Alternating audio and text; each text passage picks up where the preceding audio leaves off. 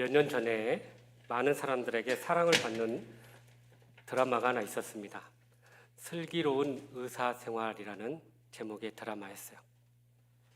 누군가는 태어나고 누군가는 다쳐서 또 병이 들어서 치료를 받고 누군가는 삶을 마감하는 이 병원에서 그야말로 인생의 축소판이라고 하는 이곳에서 일어나는 그런 메디컬 휴먼 드라마였습니다. 이 드라마를 연출한 신원호 PD라는 분이 있는데 이분이 의사와 환자들의 그 애환을 담은 이야기들을 이렇게 드라마로 만들고자 했습니다. 특히 의사들의 그런 열정과 또 헌신과 우정과 그 사랑을 담아내려고 애를 썼는데요. 그런데 예상외로 시청자들의 반응이 굉장히 좋았어요. 특별히 이 장기 기증에 대한 주제 이야기가 한번 있었는데 이 드라마로 인해서 많은 사람들이 장기 기증에 대한 인식이 바뀌어 가지고 그렇게 장기 기증하는데 많은 사람들이 서약을 하고 동참했다고 합니다. 이를 통해서 이 신 PD가 자기가 목표는 하지 않았지만 이렇게 좋은 마음으로 이것을 만들다 보니 많은 사람들에게 그렇게 감동과 행복을 주는 그런 드라마가 되었다라고 고백하는 것을 듣게 됩니다. 중국의 철학자인 노자가 제자들에게 이런 말을 했습니다. 슬기로운 것이 똑똑한 것보다 낫다.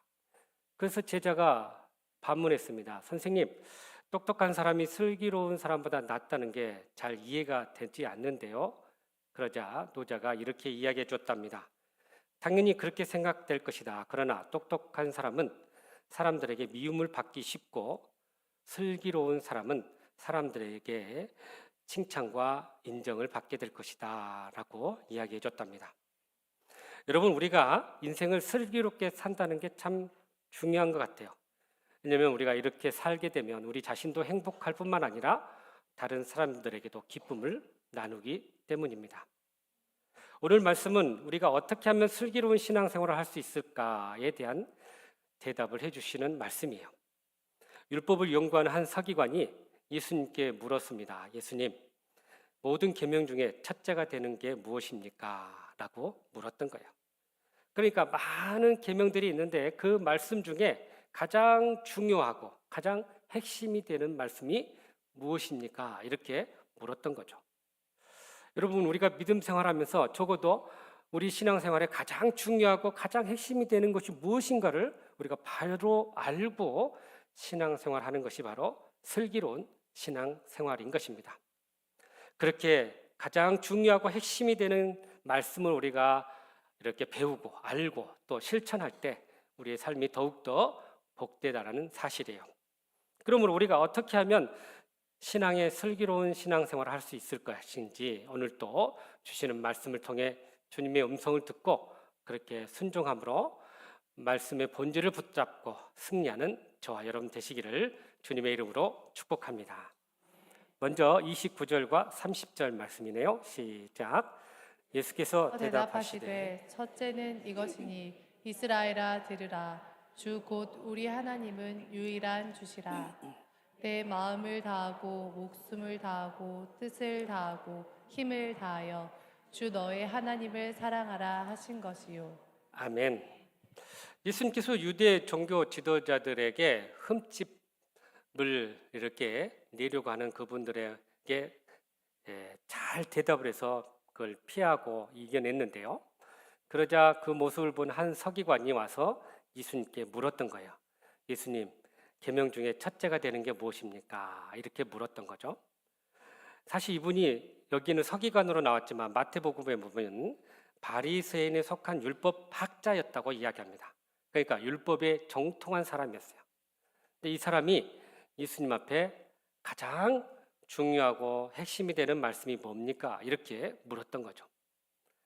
여러분, 우리가 어떤 분야에서 모든 것을 한마디로 탁 정의할 수 있다는 것은 그 분야에 그 사람이 어느 정도 경지에 이르렀다 할 정도로 우리가 인정을 하게 돼요. 여러분, 우리가 신앙생활 하면서 예를 들면 기독교가 무엇이다라고 한마디로 여러분 정의할 수 있다면 그것은 신앙의 경지에 오른 사람이에요. 또 성경을 한마디로 성경은 어떤 것이다. 또 십자가는 한마디로 어떤 것이다 라고 우리가 정리해서 이것을 이야기할 수 있다면 이것은 굉장한 신앙의 경지에 오른 사람이라고 할 수 있습니다. 그러니까 우리가 적어도 신앙생활을 한다면 이런 것들을 한 번쯤 이 개념을 정리하고 또 여러분의 이야기로 이야기할 수 있어야 된다는 거예요.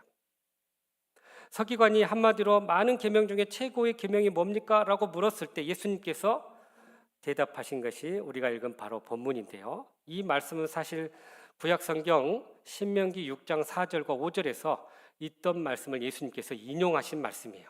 우리 같이 한번 읽어볼까요? 시작. 이스라엘아 들으라. 우리 하나님 여호와는 오직 유일한 여호와이시니 너는 마음을 다하고 뜻을 다하고 힘을 다하여 내 하나님 여호와를 사랑하라. 아멘. 그러니까 마음을 다하고 뜻을 다하고 힘을 다하여 하나님을 사랑하라. 그리고 이웃을 사랑하라. 이게 바로 하나님 말씀을 그대로 예수님께서 인용해서 말씀하셨는데 한마디로 말하면 하나님 사랑, 이웃 사랑이라고 이야기할 수 있습니다. 그래서 우리가 먼저 이 하나님을 사랑하라는 이 단어를 우리가 봐야 되는데요. 이 헬라어로 보니까 아가페오라는 단어를 썼어요. 여러분 알다시피 아가페라는 것은 무조건적 사랑을 의미하고 있는 것입니다. 그러니까 우리가 하나님을 사랑하는 것이 가장 중요한 계명인데 여러분 한번 생각해 보십시오. 우리가 하나님을 무조건적으로 사랑할 수 있을까요? 사실 그게 불가능해요. 그럼 어떻게 해야 된다는 거예요? 먼저 하나님의 그 무조건적인 아가페의 사랑을 경험하고 그 사랑 안에 우리가 거할 때만이 이러한 마음으로 우리한 사랑으로 하나님을 사랑할 수 있다는 것입니다. 그러니까 우리가 하나님을 사랑할 때 먼저 하나님의 그 큰 사랑을 경험하고 그 사랑 안에 거하면서 그 사랑에 우리가 감사할 때 우리가 하나님을 아가페적으로 사랑할 수 있다는 것입니다. 그러면서 예수님께서 이 하나님을 이렇게 사랑하는 데 있어서 구체적으로 어떻게 사랑해야 될 것임을 우리에게 제시해 주는데 그것은 마음을 다하고 목숨을 다하고 뜻을 다하고 힘을 다하여 사랑하라고 말씀합니다. 여기 마음을 다하다는 말을 먼저 우리가 돼야 될 거예요. 원어로 보면은 이 전심으로 또는 온 마음으로라고 사랑하라는 거예요. 그러니까 영어로는 우리가 하트라고 하지만 헬라어로는 카르디아라는데요. 이것이 육체적, 정신적 생명의 중심지가 이 마음에 있다는 거죠. 그것을 다해서 사랑하라. 그래서 우리의 온 마음을 다해서 전심으로 하나님을 사랑해야 된다라고 말씀하고 있습니다. 두 번째는 목숨을 다해서 사랑하라고 합니다.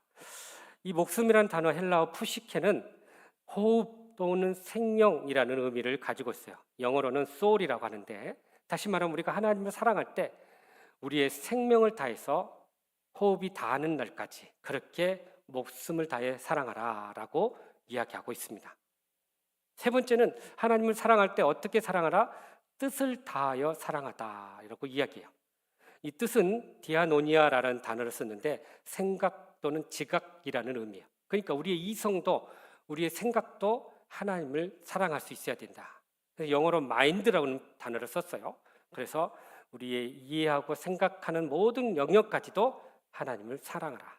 우리의 생각과 지성을 다해서 사랑하라고 말씀합니다. 마지막으로 힘을 다하여 사랑하라라고 이야기하는데 이거는 이스키스라는 단어를 썼는데 이것은 살아있는 생명체의 육체적인 또는 정신적인 의지적인 모든 능력을 합한 총체적인 힘을 의미합니다. 그래서 마음과 목숨과 뜻과 힘을 다하여 사랑하라는 것은 우리의 전인적인 모든 것을 다해서 사랑하라라는 의미를 가지고 있어요. 여러분 여기 보니까 첫째라는 단어를 썼는데 이 첫째라는 말은 시간적인 순서도 있지만 중요성의 경중을 이야기할 때 이런 단어를 씁니다. 그러니까 가장 먼저 고려해야 될 게 바로 하나님 사랑이라는 거죠. 사랑은 이렇게 하나님께서 우리에게 베푸신 은혜를 생각하면서 하나님 앞에 나아가는 거예요. 우리 인간은요 하나님에 의해서 창조된 피조물이고 하나님의 형상을 입어서 만들어진 사람들이에요. 그렇기 때문에 우리가 가장 최우선시하는 것은 하나님을 사랑하는 것이고 그 하나님을 사랑하고 섬기는 것이 우리 인간의 본분이라는 사실입니다. 청교도로서 미국의 대각성 운동을 일으켰던 또 주역을 했던 조나단 에드워드 목사님이 하나님의 창조의 목적이라는 책에서 창조의 목적에 대한 이런 설명을 합니다. 하나님의 모든 창조 섭리에서 하나님의 최상 그리고 최고의 목적은 하나님의 창조의 목적은 이 피조물들의 최고의 행복 속에서 하나님께 영광을 드러내는 것이다라고 이야기합니다. 그러니까 우리 피조물들이 하나님께서 우리를 만드셨는데 우리가 그 하나님 안에 거하면서 하나님 앞에 영광을 드리는 것이 최고의 창조의 목적이라는 거예요. 그러니까 하나님의 영광과 우리 인간의 행복이 아주 밀접하게 관련되어 있다라는 사실입니다. C.S. 루이스라는 분도 왜 하나님만을 위하여 우리가 온전히 영광을 돌려야 되나 이런 질문에 이렇게 대답을 했어요. 그것은 하나님이 찬양받기에 합당하신 분이기 때문일 뿐만 아니라 우리가 하나님만을 예배하고 하나님만을 찬양하고 또 하나님만을 사랑할 때 그것이 바로 우리가 가장 행복하고 기쁘고 즐거운 순간이 된다라고 이야기하고 있어요. 그러니까 우리가 행복하고 가장 기뻐하는 순간이 바로 하나님을 영화롭게 하는 것임을 우리에게 말씀해 주고 있는 것입니다. 그러므로 우리가 하나님을 사랑한다는 것은 우리가 하나님의 사랑 안에 거하고 그 하나님의 사랑을 우리가 통해서 하나님을 영화롭게 하는 것이 바로 진정한 우리의 삶의 목적이고 또 우리가 이 땅에 존재하는 이유라는 사실입니다. 여러분, 우리가 사랑해야 한다고 해서 의무적으로 하는 게 아니라 하나님의 사랑 안에 거하고 하나님의 사랑을 경험할 때 우리는 그 감사함으로 그 은혜의 기뻐함으로 하나님께 영광을 돌리게 된다는 거예요. 그러므로 하나님을 전심으로 전인적으로 사랑해서 그 사랑 안에 충만하고 또 그 사랑이 흘러 넘쳐서 사랑의 사람으로 거듭나는 저와 여러분의 삶이 되시기를 주님의 이름으로 축복합니다. 계속해서 우리 31절 말씀이네요. 시작. 둘째는 이것이니 내 이웃을 내 자신과 같이 사랑하라 하신 것이라. 이보다 더 큰 계명이 없느니라. 아멘. 이 말씀도 예수님께서 레위기 19장 18절 말씀을 그대로 인용해서 말씀해 주신 건데요. 한번 레위기 말씀 한번 읽어보죠. 시작. 원수를 갚지 말며 동포를 원망하지 말며 내 이웃 사랑하기를 내 자신과 같이 사랑하라. 나는 여호와이니라. 아멘. 그러니까 본절에서도 이렇게 표현이 나와요. 둘째는 이것이니라고 이야기합니다. 그러니까 원어로 보면 첫째, 둘째 이렇게 중요의 순서대를 이렇게 표현한 것 같지만 사실은요. 원어를 보면은 둘째로 이웃 사랑하는 것이 첫째로 하나님을 사랑하는 것과 같다. 중요한 것이 같다는 거예요. 그러니까 이것이 어떤 순서나 경중이 아니라 둘 다 중요하다는 것을 강조하고 있어요. 그러면서 이웃을 사랑하라는 거죠. 그러면 여러분 이웃은 누구일까요? 유대인에게서 이웃은 자기 동족들이에요. 그러나 성경에 보면 하나님의 은혜가 이 의인이나 악인에게도 똑같이 비춰주고요. 또 하나님께서 주시는 비가 의로운 자나 불의한 자에게도 똑같이 내려준다고 그랬어요. 그러니까 이런 의미를 보면 우리의 이웃은 나를 제외한 모든 사람이 다 우리의 이웃이 된다라는 사실입니다. 그래서 우리가 첫 번째로 이웃이 되는 것은 가장 우리의 가까운 사람들, 우리의 가족들, 또 친척들이 우리의 가장 가까운 이웃들이에요. 그래서 이러한 이웃들에게 우리가 사랑을 먼저 베풀어야 될 것임을 말씀하고 있는데요. 명절에 며느리가 시어머니에게 이런 문자를 보냈답니다. 어머니, 이번 명절은 모처럼 가족 여행을 가오니 양해해 주시고 10만 원 통장으로 보냈으니 그것으로 사시고 싶으신 거 사세요. 그렇게 보냈답니다. 그랬더니 어머니의 답장이 이렇게 왔답니다. 이번에 선산 판 거 50억과 집 앞에 도로가 나서 보상받은 거 30억을 이번 오면 애들에게 나눠주려고 하는데 할 수 없지. 온 애들만 나눠주련다. 그러자 급히 며느리의 답장이 왔습니다. 어머니 죄송해요. 저희 친정으로 보낸다는 것이 어머니에게 보냈네요. 사실 이번 연휴 내내 시댁에 있으려고 했어요. 오늘은 왠지 어머니를 엄마라고 부르고 싶네요. 그러자 시어머니에게 이렇게 답장이 왔답니다. 나를 엄마로 불러줘서 고맙다. 그런데 내가 착각을 했다. 눈이 나빠서 10,000원을 억으로 썼네. 선산 판 거 50만 원, 도로 난 거 30만 원 나눠줄 테니 딸아 어서 와라 그랬대. 그 며느리의 그 시어머니네요. 여러분, 우리가 가정과 또 교회 안에서 이렇게 살다 보면 때때로 마음의 어려움과 상처들을 겪을 때가 참 많아요. 그런데 이것들을 우리가 풀지 못하고 또 용서하지 못한다면 하나님 주신 은혜와 복을 다 잃어버리고 놓칠 수밖에 없어요. 그래서 우리 믿음의 사람들이 먼저 마음을 열고 용서하고 또 용서를 구함으로 인해서 그렇게 사랑으로 하나 되는 그런 삶이 되어야 할 줄로 믿습니다. 그러면서 예수님께서 이웃 사랑의 방법을 구체적으로 또 제시해 주는데 그것은 바로 내 자신과 같이 사랑하라라고 말씀해요. 개역 성경에는 내 몸같이 사랑하라고 했는데 내 자신과 같이 사랑하라. 사실 우리는 본능적으로 우리 자신을 사랑하는 마음이 있어요. 그것이 더 과해져서 개인주의나 또 이기주의에 빠지게 되는데, 그런데 우리가 중요하게 여겨야 할 것은 우리 자신을 사랑하는 방식으로 그렇게 이웃도 사랑하라라고 말씀하고 있는 거예요. 그러면 이렇게 이웃을 사랑하는 것이 왜 이렇게 중요할까요? 그것은 사도 바울이 우리에게 그 해답을 가르쳐 주는데 로마서 13장 10절에 이렇게 말씀해 주네요. 시작. 사랑은 이웃에게 악을 행하지 아니하나니 그러므로 사랑은 율법의 완성이니라. 아멘. 여러분, 사랑이 모든 말씀의 완성이라는 거예요.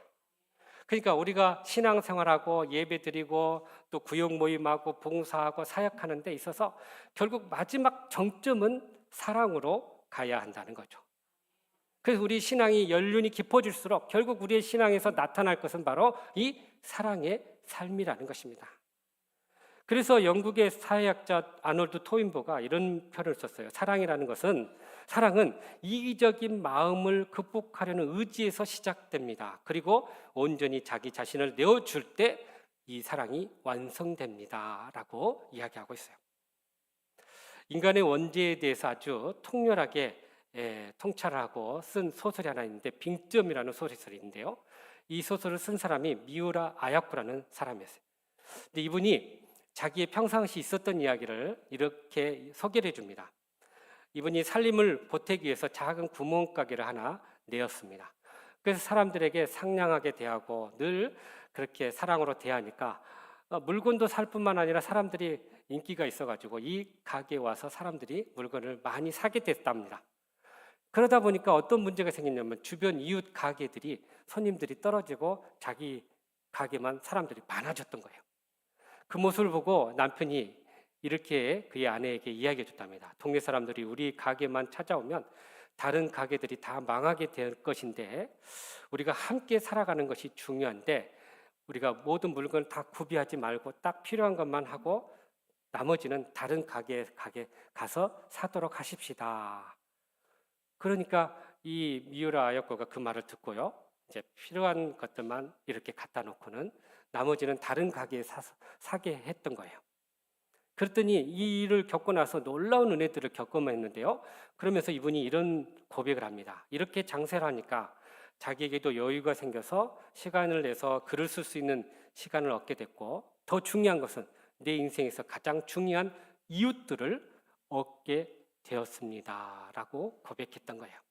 여러분, 그러니까 우리가 혼자만 잘 살고 행복하는 게 아니라 우리는 하나님 안에서 모든 사람과 함께 윈윈하고 상생하는 그런 삶을 살아야 한다는 것입니다. 그러므로 우리는 하나님의 나라는 사랑의 나라라는 이 사실을 깨닫고 우리가 이웃을 우리 자신과 같이 사랑함으로 사랑을 완성해 나가는 저와 여러분의 신앙이 되기를 주님의 이름으로 축복합니다. 마지막으로 우리 42절, 43절입니다. 시작.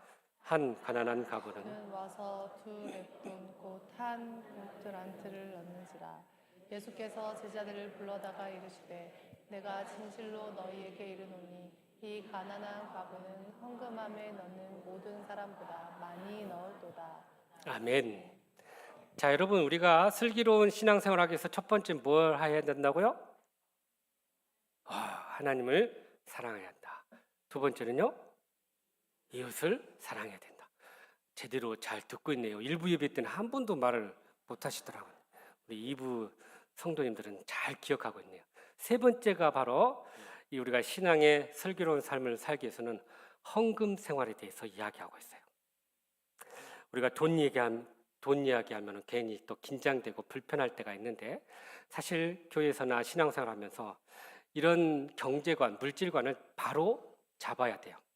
그래서 종교개혁자 칼빈은 우리 문제는 교회에서 돈 이야기하는 것이 너무 많은 것이 문제가 아니라 돈에 대해서 우리가 바르게 사용하는 것이 중요하다, 이걸 이야기해요. 또 찰스 스펀절 목사님도 헌금을 잘 가르치지 않는 것은 죄다라고까지 아주 단정적으로 이야기합니다. 그런가 하면 존 웨슬리 목사님은 이 주머니가 회개하지 않는 사람은 나는 진정한 회개하는 사람으로 믿지 않는다라고 이야기합니다. 그러니까 무슨 말이에요? 우리가 하나님의 은혜를 입으면 우리의 삶에 있어서 가장 첫 번째 변화가 이 돈과 물질에 대한 개념이 바뀐다는 거죠. 삭개오가 바로 그것을 우리에게 잘 보여주고 있어요. 삭개오가 예수님을 영접하고 나니까 그가 변화돼서 가장 첫 번째 했던 일이 남에게 돈을 빼앗았던 것들 4배로 갚아주고 자기 절반의 재산을 나누어서 가난한 자들에게 나누어 줬던 거죠. 그러니까 바른 물질관과 또 헌금관을 이렇게 정립하게 되더라는 것입니다. 오늘 말씀에도 예수님께서 바른 헌금에 대한 개념을 설명해 주고 있는데요. 예루살렘 성전 안에 가보면 제일 바깥쪽은 이방인의 뜰이 있어요. 이방인들이 머무는 장소였고 그 안쪽이 여인들의 뜰이 있어서 여인들이 그곳에 머무는 곳이었어요. 그리고 그 안으로 이제 성전이 들어가는 곳인데, 이 성전 미문, 그러니까 아름다운 성전 미문 안에 앞에서 예수님께서 이렇게 유심히 보고 계셨어요. 그런데 사람들이 그 앞에 가서 헌금하는 것을 보게 된 거죠. 이 성전 문 입구에 헌금함이 이렇게 있는데요. 그 당시에 보면 13개의 헌금함이 쭈르륵 있답니다. 그 중에 9개는 다 하나님께 예물 드리는 그런 종류에 따라서 헌금함이 있었고, 4개는 성전을 수리하는데, 고치는데 헌금함, 그리고 구제하는 헌금함이 있었던 거예요. 그러니까 목적 헌금이죠. 이렇게 헌금의 사용에 따라서 그 목적에 따라서 헌금이 이렇게 드려지는데, 이 헌금함을 보면요, 이렇게 돈을 넣는 장소는 제일 넣는 곳은 크게 나팔 모양처럼 넓다가 그 한쪽으로는 점점 좁아지는 그런 구조를 가지고 있답니다. 그래서 그 돈을 넣으면 그 속에 헌금이 탁 떨어지는데 철기로 만들어졌기 때문에 이 돈 떨어지는 소리가 들린 거예요. 근데 당시에는 화폐가 지폐가 없기 때문에 이 동전 소리가 이렇게 들어갈 때 소리가 나는데요. 오늘 본문의 이 여인이 헌금을 하는데 2렙돈, 1고드란트라고 소개를 하고 있어요. 2렙돈은 그리스 헬라 화폐였고요. 그리고 이 고드란트는 로마의 화폐였습니다. 그러니까 이 렙돈이라는 단어를 보면 아주 얇다라는 의미예요. 그러니까 아주 얇고 작은 동전, 그러니까 가장 작은 단위의 화폐였던 거죠. 그 당시에 이 넵돈은요, 빵 하나 겨우 사 먹을 수 있는 그런 가치였어요. 그러니까 오늘날로 생각하면 한 500원 정도의 가치라고 생각할 수 있어요. 그런데 예수님께서 놀랍게 이 여인의 헌금이 가장 많이 하고 귀하게 했다는 거예요. 우리 마가복음 12장 44절 말씀을 같이 한번 다시 읽어보죠. 시작. 그들은 다 그 풍족한 중에서 넣었거니와 이 과부는 가난한 중에 자기의 모든 소유 곧 생활비 전비를 넣었느니라 하시니라. 아멘. 그러니까 여러 사람들은 자기의 풍족한 그런 상황 속에서 일부를 넣었는데, 이 여인은 자기 생활비 전부를 넣었다고 이야기합니다. 그러니까 여러분, 헌금의 어떤 그 양의 문제가 아니라, 어떤 절대적 양의 많고 적음의 문제가 아니라, 예수님께서 보신 것은 상대적으로 그 사람의 형편과 그 사람의 믿음으로 드린 것을 더 귀하게 여겼다라는 사실이에요. 그러니까 똑같이 돈을 드려도 부족하고 연약한 형편 속에서 믿음으로 하나님 앞에 드린 것을 더 귀하고 복되게 여겼던 거죠. 여러분, 우리가 하나님 앞에 헌금을 드리는 것은요, 사실은 우리 몸을 드리는 것을 대신해서 재물을 드렸고, 그 다음에 이렇게 물질로, 돈으로 바꿔서 드리게 된 거예요. 사실은 우리 몸을 드려야 정상인 거죠. 그런데 우리가 이 몸을 드린다는 것, 우리의 마음을 드린다는 것은 그것은 이것이 내 것이 아니라 하나님 것이라는 것을 인정하고 드리는 것입니다. 그래서 우리가 헌금을 드릴 때 감사하는 마음으로 또 자원하고 기뻐하는 마음으로 드려야 돼요. 무엇보다도 기억할 것은 우리가 할 수 있는 대로 힘껏 드려야 돼요. 우리의 형편 가운데서. 에스라 2장에 보면요, 이 바벨론 포로에서 돌아오는 1차 포로들이 돌아와요. 그리고 성전을 재건하기 위해서 헌금을 합니다. 그런데 그들이 없는 형편에서도 힘껏 하나님 앞에 드렸다라고 이야기합니다. 그러니까 자기 형편과 상황 안에서 인색하지 않고 또 궁색하지 않고 마음을 다해서 힘껏 하나님 앞에 드리는 것을 하나님께서 기뻐 받으신다는 거예요. 그러니 우리가 하나님께서 우리의 중심과 마음을 보시고 그 예물을 받으시고 우리의 마음과 우리의 몸을 받으신다는 이 사실을 우리가 기억해야 한다는 사실입니다. 여러분, 하나님이 우리를 어떻게 사랑하셨습니까? 자기의 독생자 아들 예수 그리스도를 우리에게 내어주셨어요. 가장 소중한 아들을 내어주신다는 것은 그것은 자신의 전부를 내어주신 것과 같은 거예요. 그만큼 우리를 사랑해 주셔서 이렇게 모든 것을 내어주셨던 거죠. 바로 우리가 그 사랑을 입은 자로서, 그럼 우리는 어떻게 해야 되나? 그 사랑을 입은 자로서 우리의 마음과 정성을 다해서 하나님 앞에 드릴 수 있어야 한다는 거예요. 그러므로 하나님의 사랑을 입은 자로서 우리도 우리의 몸과 마음과 정성을 다해 감사함으로 자원하는 마음으로 드리되 무엇보다도 힘껏 하나님 앞에 드림으로 그 사랑에 보답하는 저와 여러분의 삶이 되시기를 주님의 이름으로 축복합니다. 사랑하는 성도 여러분, 어떻게 하면 우리는 슬기로운 신앙생활을 할 수 있을까요? 오늘 주신 말씀처럼 먼저 하나님을 사랑하되 마음과 목숨과 힘과 뜻을 다하여 사랑할 수 있기를 간절히 바랍니다. 또 하나님의 사랑으로 충만해서 그 사랑이 우리 가운데 넘침으로 말미암아 우리의 자신과 같이 우리의 이웃을 사랑함으로 사랑을 완성하는 저와 여러분 되기를 간절히 바랍니다. 나아가서 하나님의 사랑을 입은 자로서 하나님께 감사함으로 힘껏 우리의 모든 것들을 드려서 하나님께 영광 돌리는 삶이 될 수 있기를 간절히 바랍니다. 그리하여 슬기로운 신앙생활을 통해서 더욱더 복된 믿음의 길을 걸어가는 저와 여러분의 삶이 되시기를 주님의 이름으로 축복합니다. 기도하겠습니다. 사랑과 은혜가 풍성하신 하나님, 우리의 믿음의 슬기로운 삶을 통해서 하나님을 더 사랑하고 이웃을 사랑하고 또 하나님 앞에 기쁨으로 드리며 온전한 믿음의 삶을 살아가는 저희들 되게 하여 주시옵소서. 예수님의 이름으로 기도하옵나이다. 아멘.